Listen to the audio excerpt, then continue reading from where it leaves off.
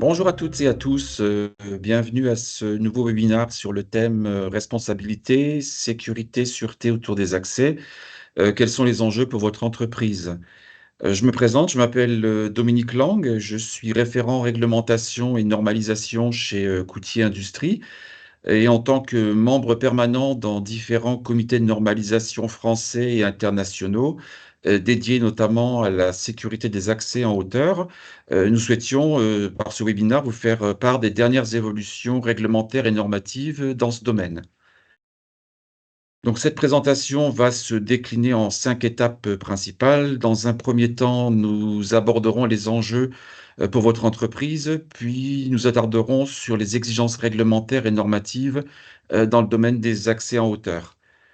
Nous ferons ensuite un tour complet des solutions qui peuvent être mises en œuvre pour le contrôle physique de ces accès, avec un petit aparté sur les récentes modifications en matière de sécurisation sur les plateformes de travail.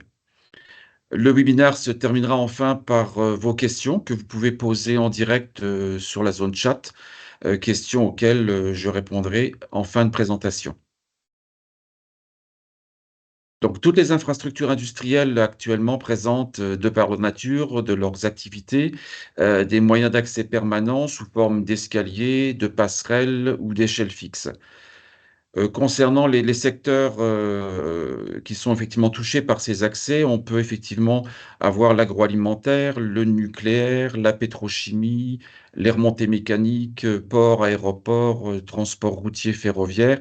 On a ici sur la slide quelques illustrations de ces des activités et en fait, toutes ces installations peuvent être atteintes par, des moyens d'accès permanents. Au niveau, du type d'installations qui sont accessibles, on va trouver, ben, des toitures de bâtiments, des machines, des ponts roulants, des silos, des réservoirs, mâts d'éclairage, pylônes, portiques. Il y a un très, très grand nombre d'infrastructures qui sont, accessibles pour, les zones de maintenance notamment.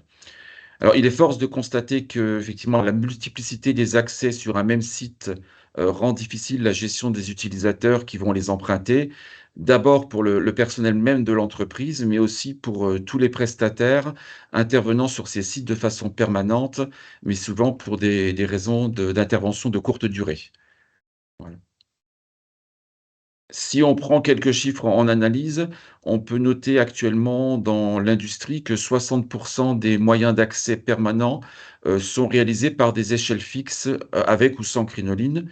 Il n'est donc pas rare de trouver quelques dizaines, voire pour certains grands sites, quelques centaines d'échelles, dont, l'existence et l'emplacement sont souvent méconnus par les propriétaires des installations.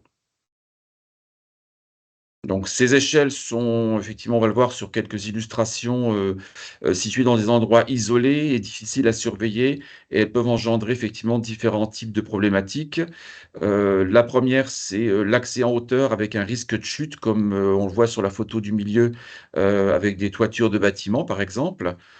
On peut avoir, des accès à des zones sensibles ou protégées de par la nature des équipements qui s'y trouvent et qui peuvent faire craindre, des actes de vandalisme ou de malveillance, notamment des vols de composants, comme c'est le cas sur, les portiques de signalisation, sur les routes, autoroutes, les grues, les pylônes télécoms, les stations d'épuration, comme on le voit sur la vignette de gauche, hein.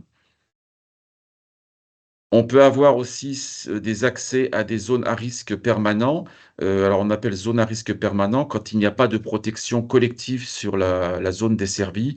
Exemple, absence de garde-corps ou de ligne de vie, ou alors quand il y a éventuellement des parties mécanisées, qui vont se trouver donc sur la zone accessible en partie haute.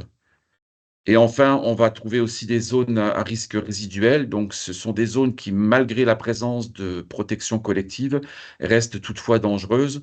On pense notamment aux toitures fragiles ou aux risques inhérents à l'activité que l'on va trouver sur la zone desservie, un risque chimique, un risque électrique ou nucléaire, par exemple, hein. Il est donc, primordial pour le propriétaire de ces infrastructures, d'engager, qui engage pardon sa responsabilité donc par rapport à ces accès, en cas d'incident ou d'accident, de prendre toutes les dispositions nécessaires pour contrôler donc, ces accès à ces zones de danger. Et même en présence, pour donc de règles de sécurité appliquées en interne sur les sites concernés, il est monnaie courante de voir des utilisateurs emprunter à mauvais escient ces accès, notamment par échelle. On a quelques exemples plus ou moins récents qui illustrent ces problématiques. On a, vu récemment, l'actualité nous l'a montré, des manifestants qui sont rentrés effectivement sur des sites malgré la présence de clôtures et qui ont emprunté effectivement, des accès pour pouvoir, rentrer sur des zones, plus sensibles. On a des individus, ça on le voit tous les jours, qui montent en hauteur, sans sécurité pour prendre des selfies. Du personnel, qui emprunte effectivement les échelles d'accès pour atteindre, des zones isolées, hein. On a vu à plusieurs reprises des gens qui étaient sur les toitures pendant la pause déjeuner. On a potentiellement des installations qui peuvent être accessibles au public, hein. On pense notamment à tout ce qui est pylônes de remontée mécanique, les grues, les châteaux d'eau, mais également tout ce qui est, lycée, collège, salles de sport qui sont effectivement, en zone, urbaine. Et on peut aussi avoir la problématique, d'échelles donc, qui sont utilisées pour intervenir sur des zones de travail qui sont isolées et dangereuses et pour lesquelles effectivement le propriétaire de l'installation n'a pas forcément le contrôle, le moment donné. Le dernier point que l'on peut, citer, c'est, via ces zones d'accès, de passer effectivement d'une zone dite sans risque à une zone dite à risque en empruntant, par exemple, une échelle, ne serait-ce que dans le domaine nucléaire, c'est déjà arrivé. Vous êtes sur une zone non contrôlée et via l'emprunt d'une échelle, on arrive sur une zone, complètement contrôlée, voire dangereuse. On parlait tout à l'heure donc des chutes de hauteur. Donc ce qu'il faut savoir effectivement, bah, que quelques statistiques, qui nous ont été communiquées par l'assurance maladie là, en 2021, c'est que ces chutes de hauteur représentent actuellement 10 des accidents du travail. Elles sont la troisième cause de mortalité actuellement et elles représentent quand même actuellement 150 décès par an. Donc c'est pas négligeable et elle génère effectivement, plus de 4 millions de journées d'incapacité temporaire de travail, ce qui est, au niveau des statistiques, la deuxième source de journées de travail perdues.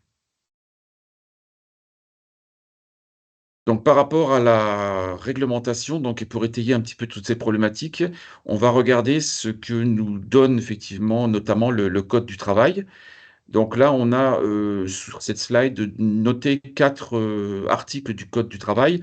Les 2 premiers donc, qui sont les plus importants, donc, R 42-14-14 et R 42, 24-20, donnent effectivement l'obligation au chef d'établissement, de mettre en œuvre des moyens matériels pour interdire que les personnels non autorisés, non habilités ne puissent accéder donc, à des zones de danger. Hein, donc, le deuxième article 42-24-20, est encore un peu plus précis en ce sens où il, notifie ces zones de danger comme pouvant être des zones de risque de chute de personnes, mais également des zones de risque, de chute d'objets et même s'il s'agit d'activités ponctuelles d'entretien ou de réparation, donc ces zones sont impérativement, à signaler de manière bien visible et à matérialiser par des dispositifs donc, anti-intrusion. Les 2 articles suivants, 42-24-4 et 42-23-83 sont plus dédiés effectivement, directement aux échelles fixes où on demande à ce que l'employeur, s'assure que les échelles fixes soient conçues, équipées et installées de manière à prévenir les risques de chute et également de manière à interdire leur utilisation à du personnel non autorisé. Au niveau du code du travail, on a une circulaire qui est venue un peu appuyer aussi ces articles qui datent de 2005 et qui, stipule effectivement que, il faut interdire l'utilisation des échelles fixes aux personnes qui ne sont non autorisées et à titre, effectivement, des dispositifs de condamnation d'accès adaptés doivent être, installés. À titre complémentaire, il faut savoir que, l'employeur a pour obligation de rédiger un document unique d'évaluation des risques professionnels et il doit donc dans ce document répertorier notamment les moyens d'accès et les zones accessibles et il doit définir un programme annuel de prévention des risques professionnels ainsi qu'un calendrier de mise en œuvre des mesures, prises en compte. Donc là, on a abordé dans un premier point donc toute la partie réglementaire. On va maintenant un petit peu s'attarder sur l'aspect plutôt normatif qui entoure, je dirais, ce cadre, au niveau des condamnations d'accès. Sur le marché français, donc on a 2 normes qui existent actuellement, et qui permettent effectivement, en les respectant totalement, d'avoir des équipements fiables et sécuritaires à l'utilisation.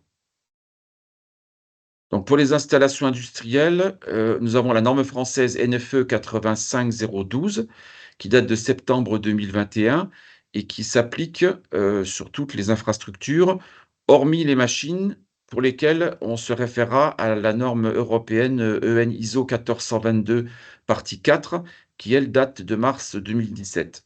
Donc ces 2 documents définissent effectivement les aspects techniques et dimensionnels des protections à mettre en place. On va s'attarder dans cette présentation plus longuement sur la norme française, qui concerne plutôt les installations industrielles, donc notamment dans tout ce qui est usine, mais également tout ce qui est bâtiments commerciaux et bâtiments recevant du public. Donc avant toute chose, au niveau de la norme, donc ce qu'il faut effectivement retenir par rapport à ce document, c'est qu'on a une terminologie, sur laquelle je vais m'attarder un petit peu, notamment au niveau des types de protection à mettre en place pour justement réglementer les accès. Donc tout d'abord une protection de type A, qui est un panneau vertical d'au moins 1,80 m de hauteur, qui doit donc recouvrir les échelons en partie basse de l'échelle. C'est ce qu'on voit sur la slide suivante. Voilà, donc là, on a effectivement matérialisé donc, dans le cercle vert, le panneau vertical, donc minimum 1,80 m. On n'a pas le droit effectivement d'avoir une protection qui soit moins haute que cette cote-là. En deuxième type de protection, on va trouver la protection de type B, qui elle effectivement est une protection qui va venir, obstruer le départ de la crinoline. Donc c'est ce qu'on voit sur la slide suivante. Voilà, où on a effectivement un dispositif qui vient boucher l'entrée de la crinoline pour, donc matérialiser l'interdiction d'accès. Et donc on peut avoir, potentiellement l'association de ces 2 types de protection, donc A plus B. C'est ce qu'on voit effectivement sur la slide suivante, où on a l'association panneau plus opercule et où là, effectivement, on a un degré d'anti-intrusion complet, puisqu'on empêche à la fois les gens de monter sur la partie basse de l'échelle et de rentrer dans l'entrée de la crinoline. La norme me donne en complément 2 autres types de protection qui sont en fait plutôt des accessoires complémentaires anti-intrusion. On va trouver la protection de type C, comme on voit sur, le petit schéma à droite là, et que l'on voit sur, la slide suivante, en fait, qui est sous forme d'un panneau grillagé ou un panneau tôlé qui va venir, en fait, entourer la circonférence de la crinoline pour empêcher l'intrusion à travers les filants et donc renforcer l'aspect anti-intrusion.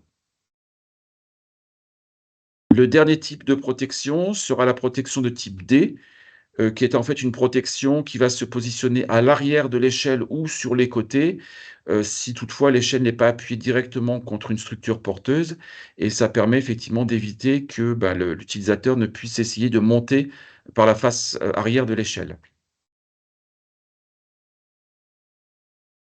2 autres termes donc, qui sont mentionnés dans la norme qui sont assez importants.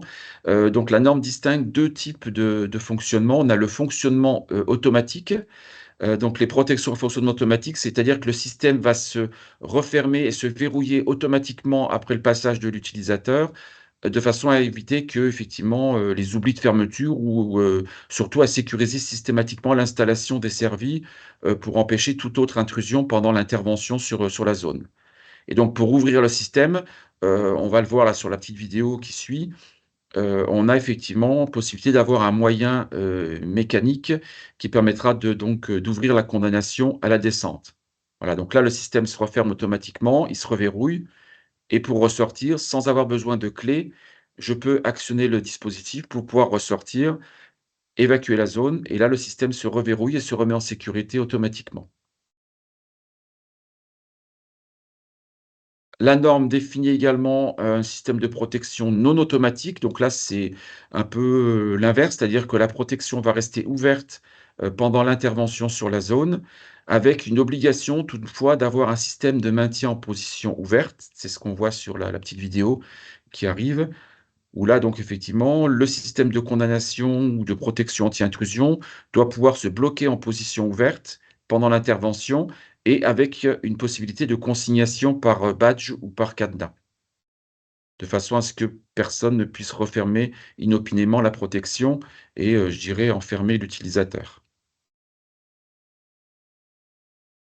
Donc, on vous a mis, un petit extrait de la norme là sur la partie basse de la diapositive, puisqu'en fait on a donc énuméré, je dirais, les types de protection, mais, la norme, énumère également 4 types de zones, accessibles donc par échelle.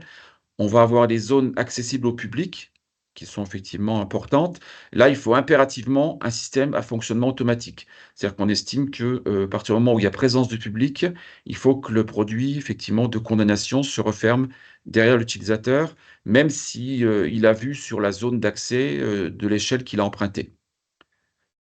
Les zones à accès multiples qu'on trouve sur la colonne de droite, qu'est-ce qu'on entend par accès multiple? C'est quand vous avez plusieurs échelles, qui communiquent entre elles, par exemple sur des toitures de bâtiments ou quand les échelles peuvent servir d'issue de secours. Donc ça, c'est aussi une analyse à prendre en compte quand on veut éventuellement sécuriser une zone. C'est se poser la question: «Est-ce que mon échelle potentiellement peut être utilisée à la descente sans y être monté initialement?» Et donc là, impérativement, il faudra aussi prévoir un dispositif, de fermeture automatique et d'ouverture à la descente, sans clé. Les 2 autres zones que la norme donc énumère sont les zones à accès unique, donc c'est-à-dire que l'on monte et que l'on redescend par la même échelle.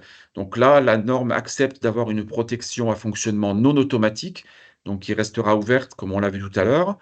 Mais pour des raisons de sécurité, l'employeur peut très bien opter pour un système à fonctionnement automatique, ce qui lui garantira, systématiquement que le produit est bien refermé après l'intervention sur la zone. Voilà et donc en fonction des échelles en place et après effectivement analyse du risque, le guide de choix donc oriente la conception des protections, vers un assemblage en fait des différents types donc A, B, A plus B et on peut rajouter C ou D en fonction effectivement des cas que nous venons de voir juste avant. Un dernier petit, tour sur effectivement ce que demande la norme. Donc en complément du guide de choix qui permettait effectivement d'opter pour l'une ou l'autre des condamnations de fonctionnement, il faut impérativement que la condamnation d'accès ne modifie pas les caractéristiques de l'échelle et notamment qu'elle ne conduise pas à l'enlèvement de la partie basse, ou par un élément, coulissant. Donc ça, c'est totalement proscrit, hein. Il faut que l'échelle soit vraiment, intégrale jusqu'au sol et que, on puisse y mettre effectivement un dispositif anti-montée directement dessus. La protection, quelle qu'elle soit de type A, de type B ou de type A plus B, comme on voit sur la photo, doit être positionnée effectivement juste sous la naissance de la crinoline pour effectivement empêcher que l'on puisse se glisser entre la protection et l'entrée de la crinoline. Les protections, de type B, celles qui donc bouchent l'accès à la crinoline, ne doivent pas s'ouvrir vers le bas, elles ne doivent pas basculer vers le bas, ne doivent pas non plus, s'ouvrir dans la crinoline pour ne pas empiéter dans le passage et donc elles doivent impérativement pivoter latéralement, et être surtout accessibles par un opérateur gardant les pieds au sol. Ça, c'est un impératif de la norme, qui précise qu'effectivement le système d'ouverture, qu'il soit par cadenas ou par serrure, doit être au maximum donc à 1,80 m par rapport à l'aire de départ. Les dernières précisions qu'on va avoir, c'est, la protection de type C, donc le grillage dont on a parlé tout à l'heure. Lui doit être effectivement efficace jusqu'à 4 mètres par rapport à l'aire de départ et la protection latérale ou la protection arrière doit atteindre au moins 3 mètres de hauteur par rapport à l'aire de départ. Donc là, on a défini un petit peu les caractéristiques, je dirais dimensionnelles et un peu de terminologie. Sur la slide suivante, donc, on va maintenant s'attarder à des choses qui sont très, très importantes et qui définissent la résistance et la fiabilité, des protections mises en place. C'est effectivement, des essais, donc, essais statiques et dynamiques qui sont demandés donc par la norme, donc pour s'assurer que le produit qui sera posé réponde bien à toutes ces prescriptions et ne génère pas de risque à l'utilisation.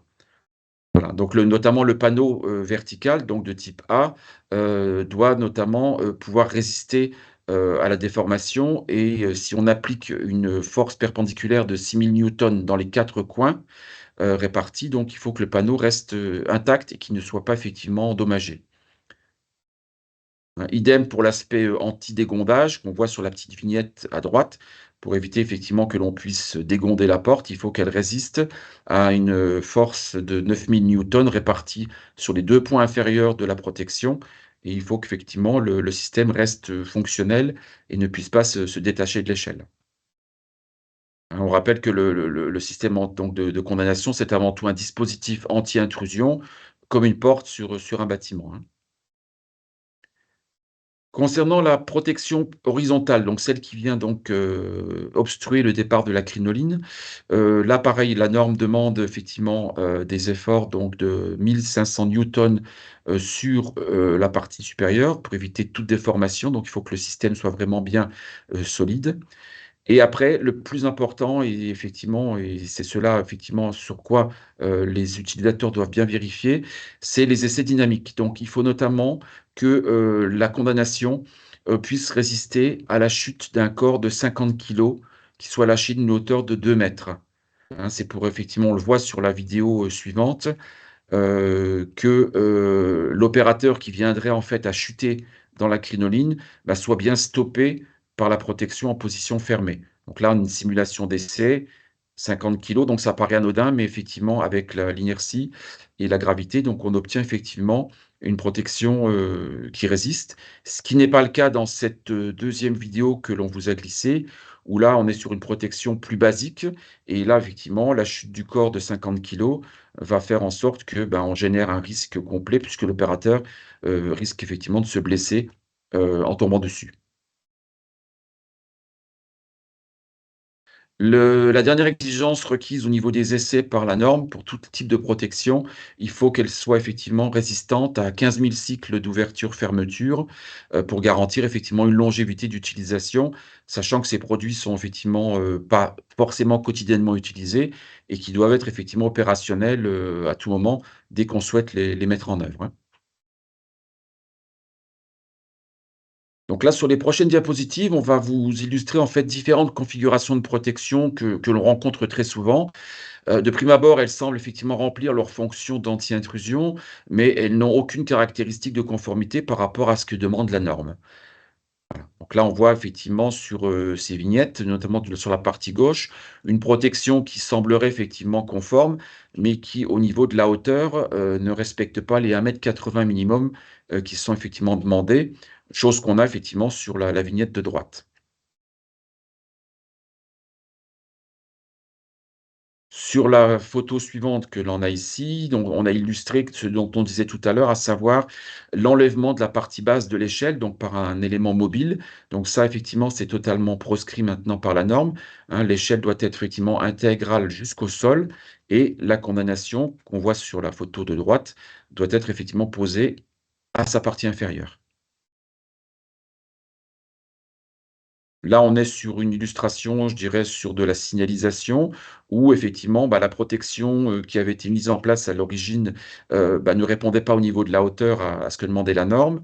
On était en plus sur une protection avec des crochets de fixation, ce que la norme donc proscrit également et donc si on veut vraiment quelque chose de complètement conforme, il faut repartir sur une protection qui va venir recouvrir toute la partie basse de l'échelle et interdire donc, physiquement l'accès à la fois en face avant et également en face arrière si on rajoute des accessoires, anti-intrusion complémentaires. Là, on a une illustration concernant la protection qui entrave le passage dans la crinoline.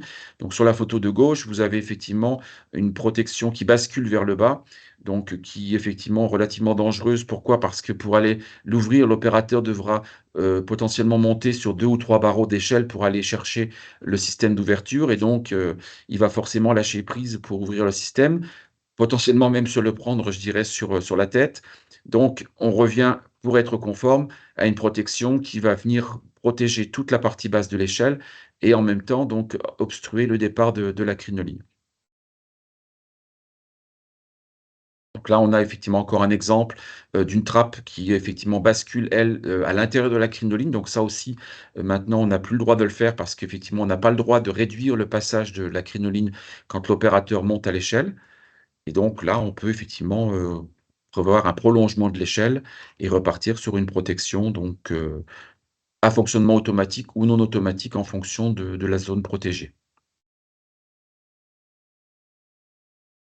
Là, on parlait tout à l'heure des éléments amovibles, on peut avoir le cas d'un élément coulissant, ce que l'utilisateur pourrait effectivement tenter d'installer pour effectivement, bah, empêcher l'accès depuis le bas de l'échelle. Mais, si cet élément coulissant, est éventuellement remonté pendant l'intervention, quand l'opérateur va redescendre sur son échelle, il n'aura pas forcément les yeux à hauteur des pieds et quand il va arriver sur le dernier barreau, là, il va lui manquer effectivement 2 à 3 mètres d'échelle et ça peut effectivement générer un risque complémentaire, au niveau de l'utilisation. Donc là, pareil, on remet une échelle qui va jusqu'en bas et on condamne. Là, on a encore plusieurs illustrations de protection, de semblant de protection. Donc là, sur la vignette de gauche, effectivement, on est complètement hors norme puisqu'on est sur un élément qui ne répond absolument pas au niveau des essais, ni au niveau de sa dimension, ni au niveau de sa résistance mécanique. La vignette du milieu illustre un produit que l'on pourrait, supposer conforme puisqu'il pivote latéralement, si ce n'est qu'il est beaucoup trop haut et qu'il oblige l'opérateur effectivement à monter, sur les premiers barreaux de l'échelle pour aller atteindre le système de déverrouillage. Donc là, sur la vignette de droite, on revient à une installation conforme avec un système de verrouillage par cadenas ou par serrure, qui se positionne à moins de 1,80 m par rapport à l'aire de départ. Donc pour terminer, là encore, quelques illustrations, d'installations, qui sont un petit peu effectivement, de temps en temps ubuesques, hein. On retrouve des choses, c'est une bonne intention au départ, mais après à l'utilisation, ça peut effectivement générer des risques, de par le fait que les produits sont un peu dangereux et complètement hors normes au niveau sécurité. Dernière vignette où là, on voit, la protection A plus B qu'on a sur la photo de gauche ou de droite, bah, n'a pas résisté, effectivement et la personne est tombée dans l'échelle et passée au travers, au niveau de la résistance mécanique. Donc là, on n'y était pas du tout par rapport à ce qu'exigeaient effectivement les essais dynamiques, hein. Voilà. Donc, je vous ai également précisé tout à l'heure en introduction qu'on pouvait aborder 2 aspects complémentaires, concernant la sécurisation des accès par échelle fixe. Et ils émanent en fait tout simplement d'une évolution de la norme NFE 85016. Donc là, c'est la norme sur les échelles fixes à crinoline qui date de décembre 2022 pour la dernière édition. Et dans cette norme, à un moment donné, on demande que lorsqu'on a une hauteur à franchir de plus de 8 mètres, il faut installer des paliers de repos intermédiaires espacés au maximum de 6 mètres. Et donc, en cas d'impossibilité d'implanter donc des volets d'échelle décalés avec un palier de repos comme on le voit sur le petit dessin à droite, la norme donc autorise maintenant, la mise en place de paliers de repos pivotants. Ce qu'on voit sur la vignette suivante. Où effectivement, le système, va pouvoir effectivement permettre d'intégrer à une hauteur, H, un palier de repos qui va pivoter latéralement pour pouvoir créer effectivement une plateforme, de repos à la montée ou à la descente. Donc ça peut être effectivement, intéressant pour les endroits où on n'a pas la possibilité de mettre des volets d'échelle décalés et notamment, lorsqu'on est sur une cheminée où on n'a pas un diamètre suffisant pour, agrafer effectivement une structure d'échelle, avec deux volets côte à côte. Ça peut permettre également de remettre en conformité des anciennes échelles de hauteur de plus de 8 mètres, sans pour autant tout démonter et comme ça on conserve effectivement la structure de l'échelle existante. Donc là, la norme effectivement, demande à ce que les systèmes de protection, soient toujours, opérationnels avec un utilisateur qui garde soit 2 pieds sur l'échelle et une main sur un barreau et avec l'autre main, il va effectivement ouvrir les protections, soit inversement, 2 mains sur un barreau, un pied sur l'échelle et avec l'autre pied, il peut actionner les protections. Une autre problématique qui a effectivement, été traitée dans la norme 85016, c'est le cas effectivement des trappes de plancher, où effectivement la norme demande maintenant à ce que les trappes soient en fermeture automatique après le passage de l'utilisateur pour éviter effectivement qu'on conduise, à des zones où, il y aurait effectivement des trous non protégés et au travers desquels les opérateurs pourraient effectivement tomber. Donc là, l'impératif maintenant quand on met une trappe sur un plancher, qu'elle soit abattante ou coulissante, il faut effectivement une fermeture automatique après passage. Donc les 2 types de protection qu'on vient de voir rapidement, ont également, des essais à subir, au même titre que les condamnations d'échelle que l'on a vues précédemment et donc le lâcher de 50 kilos d'une hauteur de 2 mètres est également valable pour, à la fois le palier de repos que l'on a vu, mais également pour les trappes de plancher, de façon à ne pas générer de risque si quelqu'un venait à tomber, sur ces surfaces. Donc nous on vient de faire donc un tour de table des évolutions réglementaires, et normatives concernant la sécurisation des accès par échelle fixe sur donc les infrastructures. Les risques d'intrusion et d'accidents qui sont effectivement générés par l'utilisation des échelles non protégées, qui desservent toutes ces infrastructures doivent être donc vraiment analysés sur chaque site. Un programme de mise à niveau technique, des accès doit être engagé pour écarter toute responsabilité, du chef d'établissement et il faut effectivement également bien sûr respecter complètement les normes de construction correspondantes, ce qui permettra d'obtenir des équipements sûrs et fiables à l'utilisation. Hein, et donc à ce titre, il est nécessaire d'exiger un certificat de conformité sur les équipements qui sont mis en place et au regard des prescriptions techniques et notamment de cette norme 85012 dont on en a parlé plus longuement tout à l'heure et en aucun cas, il faut se satisfaire, d'une conformité par rapport à la norme 85016 qui elle est vraiment une norme dédiée à l'échelle et qui n'est pas dédiée à la condamnation elle-même. Donc si on a un certificat 85016 sur l'échelle, ça ne veut pas dire pour autant que la protection anti-intrusion est elle conforme à la 85012. On a pris un exemple, très récemment là avec, une entité qui c'est Total Energy, qui effectivement a décidé de revenir, récemment là vers des matériels conformes, après avoir implanté donc, une foule d'équipements donc non conformes qui ne répondaient pas aux exigences normatives. Et ce qu'il faut savoir également, c'est que tous les organismes de contrôle avec lesquels vous êtes en relation sont de plus en plus sensibilisés à cette gestion des accès aux zones de danger et sont aussi bien au courant maintenant de toutes les exigences réglementaires et normatives dans le domaine, hein. Voilà. Donc, moi, je me tiens à votre disposition pour commenter plus longuement ces informations, hein, qu'on vous a communiquées, de programmer potentiellement des diagnostics sur des sites, permettant d'analyser les risques encourus, sur les équipements existants non conformes et là, maintenant, bah, je vais essayer de répondre à quelques questions, qui ont effectivement, été posées pendant la présentation, donc que je vais découvrir en même temps. Donc là, je regarde juste, donc on me pose une question, les normes 85, 012 et 016 sont-elles d'application obligatoire? Alors ce sont des normes de construction. Elles ne sont pas effectivement d'application obligatoire. Par contre, ce sont des normes auxquelles, je dirais en cas de jurisprudence, on fera référence pour savoir quelles sont les mesures qui ont été prises pour égaler, voire dépasser, les exigences réglementaires qui effectivement, sont décrites dans ces normes, hein. On a effectivement le code du travail qui impose la mise en place de moyens matériels d'interdiction d'accès et quand on veut mettre un moyen en œuvre, on se réfère à ce moment-là à ces 2 normes de construction pour pouvoir effectivement développer et mettre en place l'équipement adéquat. Alors, une autre question qui nous a été posée, un accès non conforme à la norme peut-il être considéré comme réglementaire aux yeux du code du travail? Alors, comme on le disait tout à l'heure, donc les normes ne sont pas d'application obligatoire, elles ne sont pas non plus rétroactives à partir du moment où les dates effectivement, dont on a parlé tout à l'heure, donc septembre 2021 pour les condamnations, décembre 2022.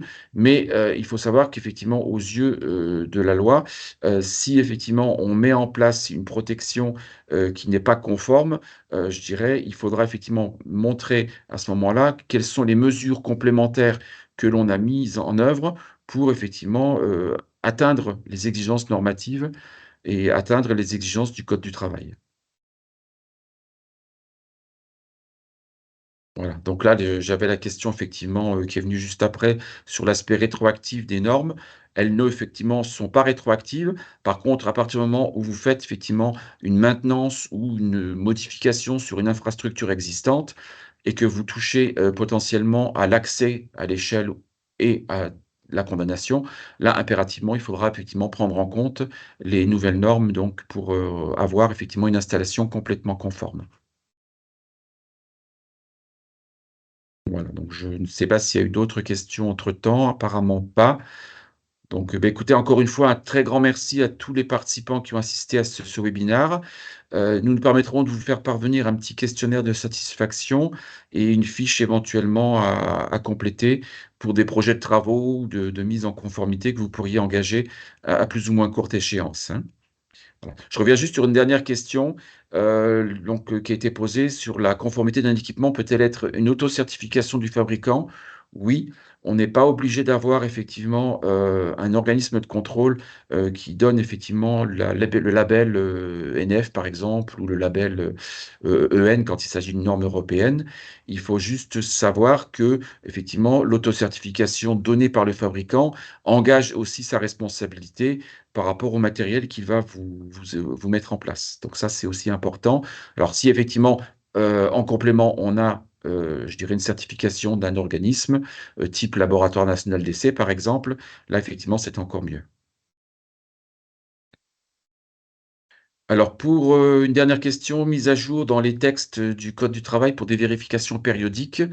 Alors effectivement, il faut savoir que pour les échelles mobiles, il y a une obligation du code du travail effectivement pour une vérification annuelle et il n'en est apparemment rien pour les échelles fixes, si ce n'est qu'effectivement, la logique veut que, bah, pendant, je dirais la vie d'une entreprise, au même titre que je dirais on va aller vérifier, un escalier, une passerelle, un garde-corps, on va potentiellement aussi aller vérifier, bah, l'aspect de la crinoline ou l'aspect de l'échelle, voir si ces fixations, sont co ne pas corrodées et voir si aussi le système de protection anti-intrusion est bien fonctionnel, opérationnel. Heu, mettez un contrôle une fois par an permettrait effectivement de s'en assurer.